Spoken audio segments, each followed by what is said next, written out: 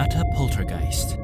What happens when one man's most coveted dream quickly becomes his worst nightmare? That's the case for the following video, when an unassuming night at a kid's party store becomes the stuff of pure terror. Located in Guadalajara, Mexico, a man is dutifully running his new party and event store. It's been a dream of his for a while to run his own business, and things seem to be going exceptionally well. That is, until all hell breaks loose. Shortly after moving in, the man begins to notice strange and unusual activity within his walls. He hears strange whispering, loud and heavy footsteps from nowhere, and most terrifyingly, one of his piñatas seems to take on a mind of its own. He claims this piñata moves on its own accord, as he sometimes feels he can see it moving from the corner of his eye. Esa piñata que tenemos ahí es la que sospechosa, la verdad es que no sabemos si de verdad sea diabólica o qué onda, pero esa piñata siempre amanece tirada. Es lo que es raro. The man captures several incidents on camera, including packages flying off shelves and piñatas spinning violently. That's not even the most terrifying thing he's captured either. The next clip is captured after the shop owner receives a notification that movement has been detected at his store. When he checks his security camera, that's when he discovers something that will change his life forever. The footage reveals a group of piñatas in the middle of the showroom. After a few moments later, some slight movement can be spotted amongst the piñatas, and then it shows itself. A skeletal face with glowing yellow eyes and ratted hair peeks up from above, looking directly into the camera. The camera goes dark and the figure disappears. Fast forward several nights later, the man gets another notification about the activity in his shop. This time, he goes to investigate himself. As he's walking through the store, nothing seems to be out of the ordinary until he reaches the end. Just as he begins to celebrate that he didn't find anything too terrifying, the camera pans up after he hears a strange noise. Y pues todo normal. Nadie me quiso acompañar. He catches another face hanging upside down, this time directly above him. Though it's not as clear as the first footage, it looks to be the same skeletal spirit as before. Word has it, the man has sold his shop not too long after this and moved to the United States, hoping to get away from whatever was haunting him. Shadow Man.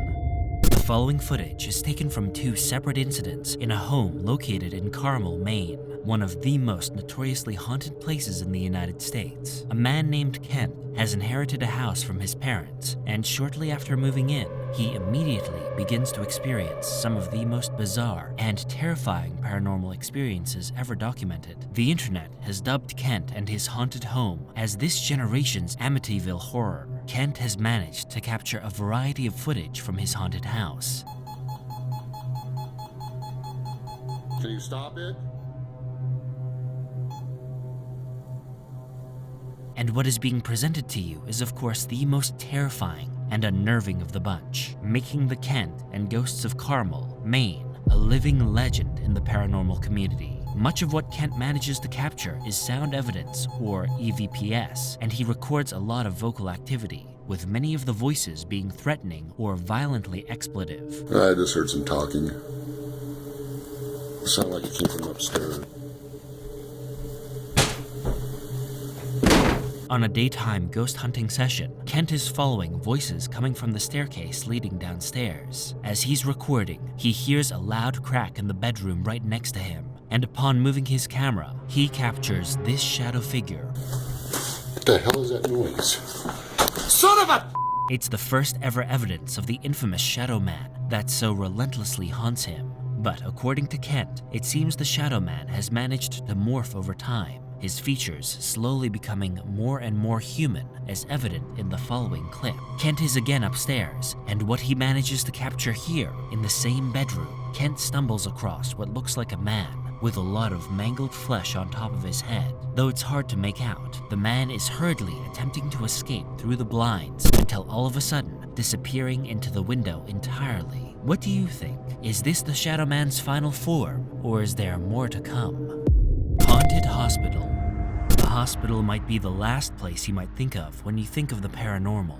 but countless hospital sightings have been made over the years. Some believe it's because of all of the deaths a hospital sees. Others argue that some are built over haunted grounds. Whatever the cause may be, the most horrifying hospital footage comes from a night shift ER nurse who, on a slow evening, is all alone in her wing while the doctors take a late night lunch. It's slow going, so of course, what do you normally do out of boredom? Pick up your phone to pass the time. After a few rousing games of solitaire, the woman notices something strange and begins to record. She zooms in on the convex mirror, which is usually implemented in hospitals to avoid blind spots when you're coming up to a corner. What she sees is a tall, looming figure with no discernible features besides its sheer size, supposedly standing in front of her. She asks us to verify what she's seeing, trying to get clarity, and she too waves in the convex mirror, illustrating to us that what we see obviously isn't there. Some people claim this is in fact the Grim Reaper. Others say it's simply a trick of the light. But what's clear is that no matter what, this nurse was definitely not alone that night. Ghost legs. What happens when your home becomes so haunted that you have no other choice but to leave? Not many people know what it's like to reach a breaking point with paranormal activity, and we hope you never have to. But the Russian man in this next one knows all too well what kind of mental toll a haunting takes, something you wouldn't wish upon anyone, even your worst enemy. On the last night in his apartment, he's decided to turn his camera on to see if he'll finally catch something on camera. So far, he's experienced nothing but violence, from feeling like someone's grabbing his neck to feeling as though he's going to be pushed down the stairs. He's had enough and makes the decision to finally move out. What he eventually does capture has the entire internet totally stumped. He does manage to catch a few doors opening on their own accord, but that's just the cherry on top.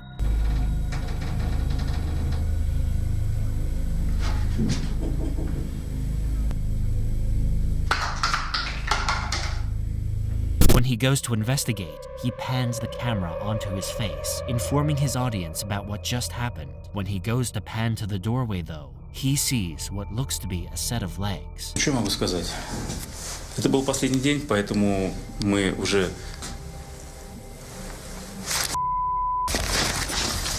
Dressed in an everyday pantsuit and dress shoes, devoid of any torso. The set of legs are standing at attention, and as quick as they appear, they disappear, leaving the man totally stunned. There is not much of a follow-up, as this was the man's last recording, to the internet at least. Wherever he is, let's hope he's living happily, a paranormal-free life. Old woman.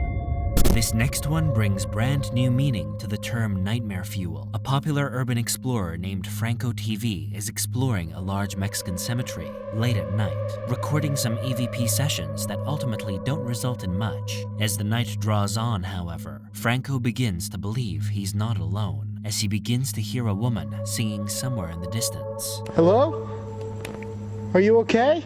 You could talk to me, I'm friendly. Again and again. But Franco is unable to locate the source. As it grows darker and darker, Franco becomes more and more unsettled, feeling as if something doesn't feel right. There's a weird electrical static in the air. And not only that, but there's an overwhelming amount of snakes crawling the grounds, something Franco says is not common for this area. This is a place he's been coming to a lot, but there are lights that are supposed to be on, that are usually always on, that are not. Later, Franco begins to hear more noises, lots of hushed whispers, and faraway conversations, eventually leaving Franco to suspect that there are people here, alive, and they are visiting relatives who have since passed on. Okay, so what I think is there's somebody actually here visiting, and I think when I came around through the loop area, they might have walked away because I might have freaked them out a little bit. Franco sighs with relief, thankful that it is not the paranormal he's about to encounter, or so he thinks. As soon as he lets his guard down, he spots an elderly woman sitting on a bench. She's right there. That's the lady I saw. It's an old lady. She sits there, dead-eyed, staring at nothing. He asks her if she needs help. Do you need help?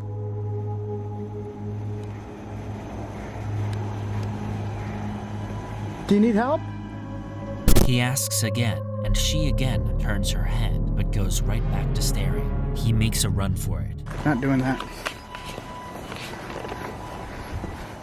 And upon returning a few minutes later, the woman has disappeared entirely. Oh my god, there's an old lady here. Franco so obviously captured an old woman that night in the cemetery, but her behavior seems so entirely strange and inhuman that you begin to wonder if she's at all what she seems to be. Something about her definitely seems off, enough for him to later alert local authorities about a strange, lost old woman alone in a graveyard in the middle of the night. He checks to see if there are any cars or other transportation around, but he can't locate anything but his own vehicle. He later goes on to verify that no reports of a missing old woman were made that night. He returned several times that week, only to be met with nothing special. What do you think happened here? Is this just some poor elderly woman paying her respects to her long-lost family? Or is something more sinister at play? As always, you be the judge.